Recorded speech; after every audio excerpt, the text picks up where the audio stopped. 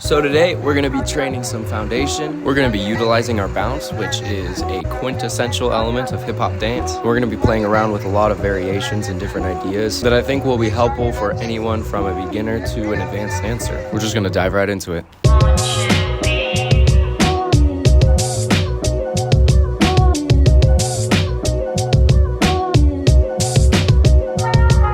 So today we're really just going to start from a place of finding our bounce in a super neutral position and then experimenting with different ideas and variations to change it up a little bit. So talking about different feet placements, different concepts and ideas that you can utilize to just make this a little bit more interesting. Now today we're going to be specifically working with bounce variations and different ideas within this realm, but if this sparks any ideas for something that is outside of the realm of bounce, be sure to dive deep into that. Anytime that we do a video such as this, I want it to act as a springboard for any type of inspiration when it comes to movement. So even if you watch this video and you get an idea for something completely different, I want you to dive into that while also diving into some of these concepts because I really think that they can help. Think about everything that we're doing today less as moves that I need to do and copy, and more so as ideas and concepts that I can utilize within my own style. Now, obviously, if you want, you can take everything that I'm doing and copy it verbatim. I don't own these steps.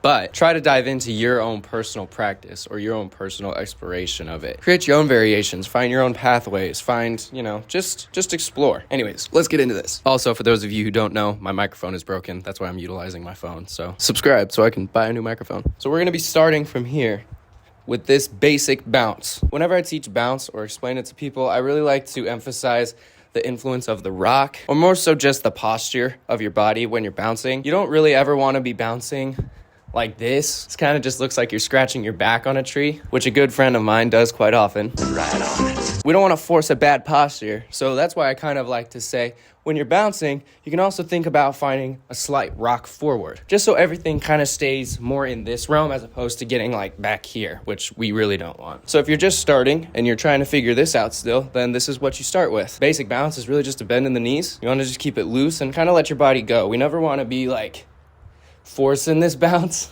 I want to feel it, you know? It's really more of a feeling. You just kind of have to let your body go and it'll do the work for you. You can bounce rocking side to side. You can bounce front and back, twisting, looking other ways, incorporating your arms, whatever you want. There's so much that you can explore just by keeping your feet together. And sometimes for more advanced people, limiting your range is very helpful. It allows you to explore within a more confined space. So we want to start off with being super solid with our bounce. Here, how it works, how we can transfer our weight, even just by keeping our feet together like this. That's step number one. The second step that we're going to talk about is utilizing different placements of the feet to kind of change up or add variation to the bounce that we already have. So when I'm talking about foot placement, I really just mean wherever your foot is placed, wherever you put your feet. So I could put my foot out to the side, to the front. I could step back and twist and turn. I'm experimenting with different placements of my feet while maintaining this bounce. This stays continuous the whole time, no matter if I'm stepping to the side, stepping behind, twisting, closing, whatever I'm doing, this is staying consistent. And that can be hard to get used to right off the bat. So just learning to take your feet and place them in different positions around you, all while maintaining a consistent bounce, keeping it smooth and seamless, that in itself can be difficult and a lot of work. Now you really can go anywhere with this type of idea. You can play with different placements of the feet, of the hands, like you really aren't limited by a lot. But if you're kind of not feeling super comfortable with it, here's a couple of concepts or ideas that might help to give you a little bit more of a direction in your exploration. So we've talked about this idea a couple of times on my channel. There's a concept that I like to utilize that is called the compass concept. The basic idea is that you have the compass, you have the arms of a compass. You got north, you got east, you got south, you got west. You want to imagine that compass on the floor under your feet, as if you're standing in the middle of it. Once you have that picture in your head, you can utilize the different points of the compass to step to. You can step north, east, south, and west. Then if you add in the idea of bounce, you can start here in the center and then take your feet to the front, side, back, side. And then within that, you don't just have to stay flat to the front the whole time. You can step to the front and add a twist, or step to the back and add a twist. You could turn over your shoulder. You could step to different points. You also don't always have to come back to the center. You could step front, step with your other foot, step, cross, whatever you can think of. Really, it's free game. You also don't always have to shift your weight to your foot. You can just step your foot out. You could also think about the in-between points on the compass. So you've got north and east, but you've also got northeast. You can play around with different timing while playing with different points on the compass. Really, the only limit is your imagination. I really like this concept because it's really easy to understand, and it also helps to really delineate your creativity. Sometimes just having a general direction to go is really what's most helpful. Whereas if you just kind of are here out in the open, you have unlimited options, so it's almost overwhelming, and you have 9 ideas at once, and they all kind of start to get jumbled up with each other. Whereas with this, it's super calm, super easy. Everyone knows what a compass is. Hopefully everyone knows what a compass is. And you can just play and utilize this to train your bounce. Main thing is just making sure that this never goes away. Step, step. So that's just one idea. Compass, you can play around with different placements of your feet. Another little concept that we can play around with is the idea of crossing. And that can look like a ton of different things.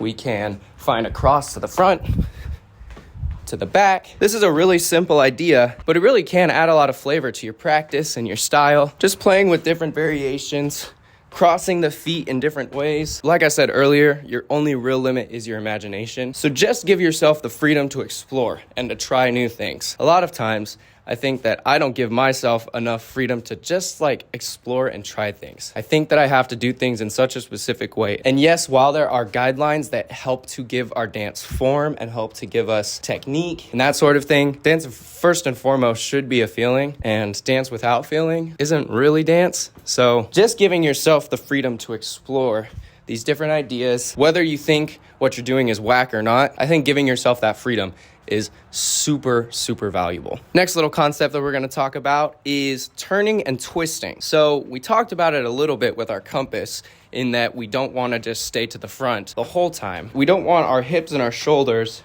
to kind of stay in this concrete connectivity with each other, never separating the two. So you want to almost think about isolating the upper and lower half of your body when we're talking about this idea. So as opposed to always stepping front, back, keeping it here, maybe when we step to the front, we twist our hips. We keep our upper body facing the front. And then maybe from here we step to the back. Boom, my hips are facing that way, upper body's facing that way. Learning how to utilize twists adds a whole new dynamic, because you can be doing the same exact steps that you were doing before, but all of a sudden they have a brand new flavor. Now you can twist with your upper and lower body. You can twist with just your legs. That's kind of where you get moves like this. Obviously, we're still fighting for this to stay consistent, but we're just finding a little bit more isolation with how we step.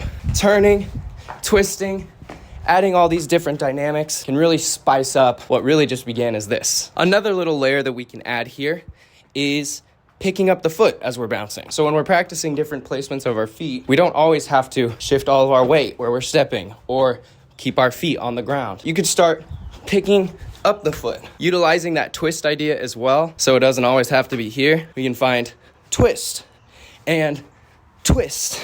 Balance. I think that's really where you get steps like the Steve Martin. Steve Martin is really just playing around with bounce and rock while also lifting up the feet. So you can see that with really just a few simple concepts, the compass, crossing, twisting, lifting the foot, adding simple ideas to this already basic idea produces a lot of variation that can look super funky and super fresh. An idea that I really love and that I'm really trying to lean into now is simple and clean beats convoluted and complicated every time. I think if you start from a place of simplicity and then add layers of difficulty later, that will separate you from somebody who may just be trying to take on all these super complicated ideas and not really being able to execute any of them right. Not to say that you shouldn't push these boundaries and move out of safe zones, but if you can begin a little bit more simple, or at least incorporate the simple basics into your practice, I don't think that it'll ever be a bad thing for you. So that was step number 2. Lots of different concepts and ideas that you can play around with. Now, step number 3 that we're going to talk about today is just different timing and different inflections of tempo whenever you're practicing the bounce. So when we bounce, we don't always just have to stay with a single bounce rhythm, right? We can add a double bounce. Boom, boom, right? We don't always just have to be here. We can add a double for variation. So really, you can take all of these ideas that we were just playing around with, compass, twisting, lifting the foot, all these ideas, and you can experiment with different rhythms. Boom, boom, boom, boom, boom. Right? It doesn't always have to be 1 and 2 and 3 and 4. You can find 1, 2 and 3, 4, 5, 6 and 7, 8. 1, 2 and 3, 4, 5, 6 and 7, 8. That was probably a little whack, but you get the idea. Learning to switch up the tempo and the timing of whatever step that you're doing really does add a super fun dynamic.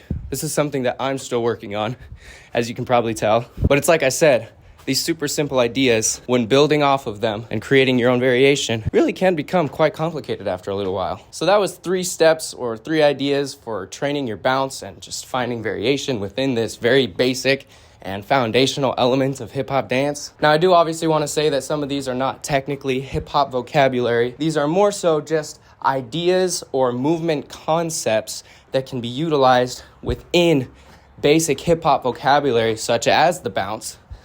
This is the core of hip-hop right here. And all of these different ideas are really more so to cultivate your own personal style and to just give you ideas for when you're freestyling or choreographing, whatever it is that you're doing. This is just to give you more options and to kind of give you sort of a grid or an outline to operate by. We're gonna do one more bonus one because I feel like y'all can use this too. And it's just a super basic idea. And this one has to do with your upper body and the transfer of weight. So let's say we're utilizing the compass, right? We're utilizing our twists. We're stepping to different points on the compass. We touched on this a little bit already, but really thinking about your upper body and where your weight is falling as you step and do these different variations can be helpful. Is your weight falling onto your foot? Is your head and your shoulders staying over your foot? Or are you finding opposition? Is your head going one way and your foot going another way? How can you utilize that? How can you find variation within that and utilize it to create more variation within your style? You can stay over the foot. You can rock away from the foot. Like I've been saying, the only real limitation is your imagination. So we'll put on some music. I'll go ahead and give this a shot for y'all just to kind of give you some examples. I'm going to be specifically trying to stick to utilizing all of the ideas that I talked about today just to give you guys an example for this video. But I do want to say, kind of like I said earlier, if at any point one of these ideas sparks inspiration for a new idea that maybe we didn't talk about today, feel free to just kind of dive deeper into that. Sometimes it is good to limit yourself to a super specific practice, but you can also allow yourself the freedom to start somewhere. You know, maybe this video is a starting point in a freestyle session, and then it leads into something completely different. That's really what hip-hop dance is all about, and really hip-hop culture. The core essence of it is taking something and turning it into something new. Really just take this video for what it's worth, utilize it however you can. And yeah, hopefully you guys enjoyed. Let's throw a round or two.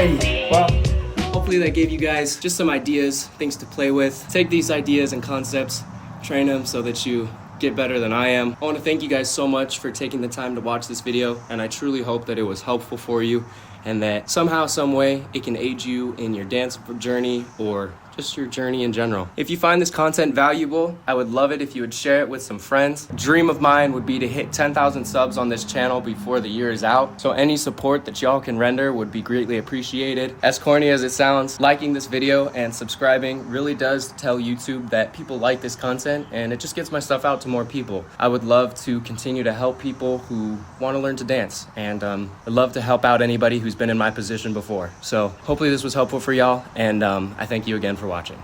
Peace out.